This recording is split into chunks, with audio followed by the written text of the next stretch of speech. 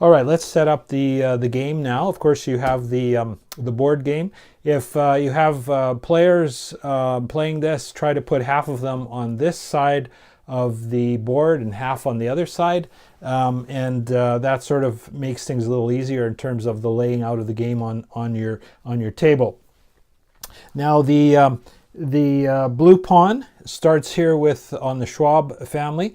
The red pawn starts on the Frank family. Each of these surnames is taken from the Black Sea Germans to represent some of the families there. And you will actually be taking the name of one of those families and building the farmstead that corresponds with it.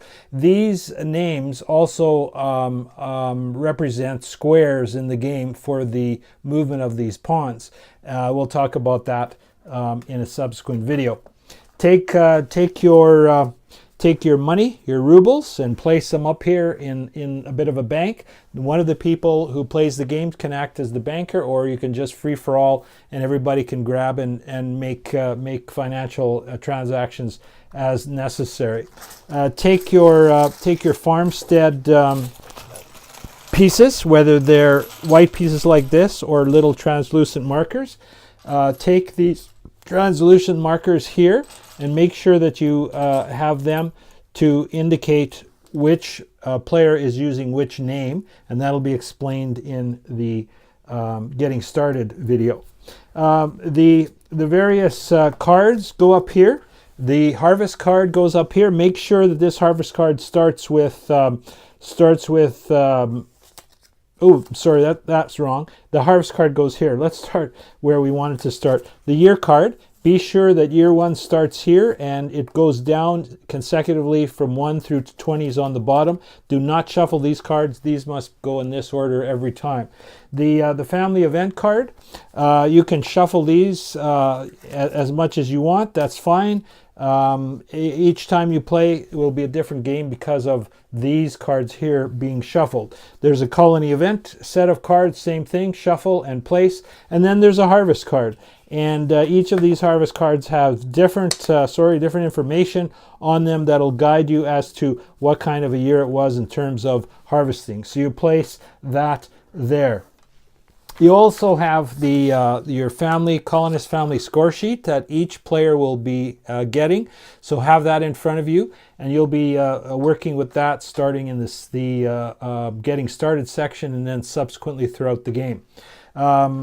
Also, be sure to have the land titles available to you. Now, the number of land titles available will be determined by the number of players being played in the game. You should notice that not all the land titles are the same. These ones with seals on them are the ones that each player or family received as they came into the colony from the Tsar. And these ones without seals are the ones that you're going to be trying to get for your sons later on. So determine the number of those that will be available here in the bank. I'm just going to put them all here for now, but if you read the instructions, you'll see that number will vary according to how many players are playing. Then you have your cattle cards, and these have various denominations as well as the denominations in the rubles. Place these up here also in the bank, as you will be trying to raise cattle throughout the game. So each person should also get a providence card, and this card allows you to sort of shield yourself from negative family events or colony events. That will be explained in the section on playing the game. But each player will get one of these, and this basically represents the faith that these people had as very devout Christians there in the Black Sea to depend on God's protection against certain things. So make sure that each player gets one of those.